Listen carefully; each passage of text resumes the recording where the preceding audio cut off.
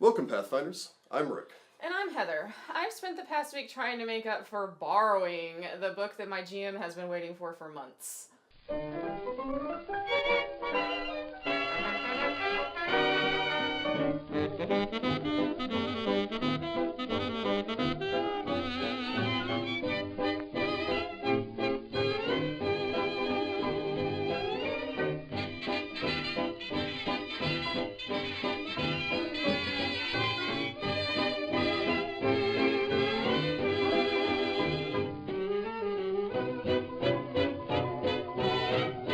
Still not enough.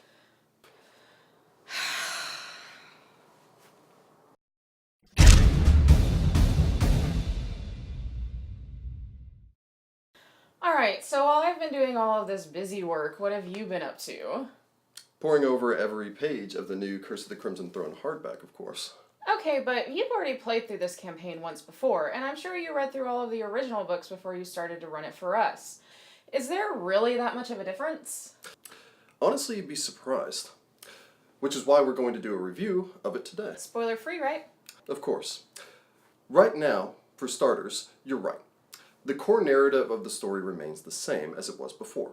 Korvosa's in need of heroes. Brave souls who find themselves traveling from the alabaster heights of New Korvosa to the back alley slums of Old Korvosa, and even to lands far beyond the city walls.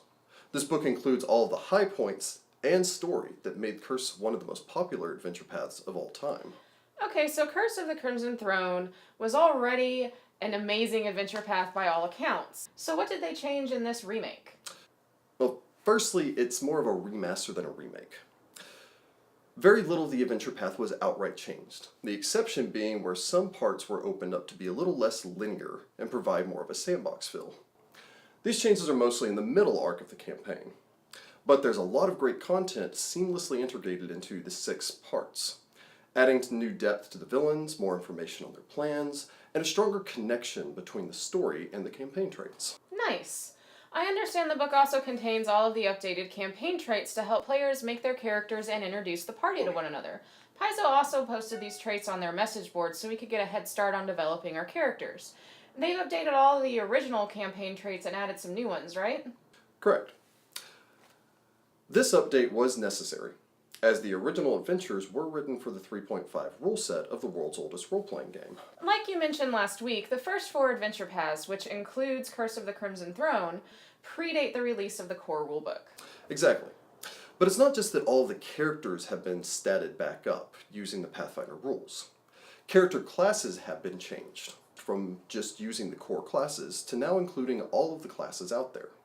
Archetypes have been added to further develop the build of the NPCs to better reflect their role in the story. So now the bad guys have all the options we do. That's just great. Exactly.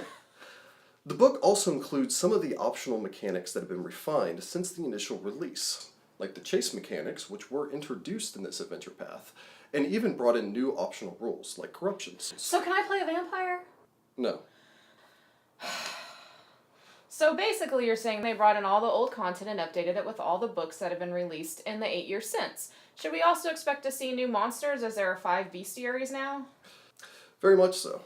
Not only have they updated the mechanics, but there's also some great new content added to this incarnation as well, such as material that was cut from the initial release due to space restrictions, especially in Greg Vaughn's contribution to the adventure path. From what I heard at PaizoCon and read in the book now, whole pages worth of deadly encounters had to be cut for space.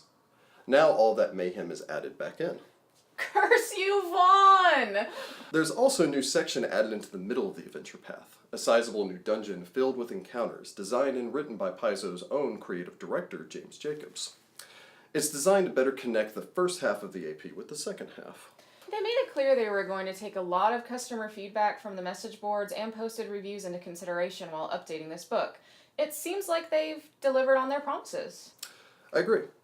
All of my gripes from the first time I played through this adventure path seem to have been addressed with the hardback. With all the updates and additions, the improvements that have been made to Curse, I feel that they've taken an adventure path that was already great and made it even better. I'm looking forward to running this one more than ever. Well, as the GM, you're the one who gets to review the book. What's your final verdict? I'd say 5 stars. Awesome. Maybe they'll keep updating the old adventure paths after this one. Well, both Second Darkness and Legacy of Fire are still 3.5, so they could both use a good update. It did take 4 years between the Rise of the Rune Lords and the Curse of the Crimson Throne hardcovers to be released, so it might take a bit. Well worth the wait if you ask me. So this concludes our field report. Let us know your thoughts in the comments below on the Curse of the Crimson Throne hardback, if you like the changes, and what adventure path you'd like to see a hardback of next. The answer to that question is definitely Second Darkness, Paizo. Feel free to like and subscribe and check back next week for our continued field reports. Good luck, Pathfinders.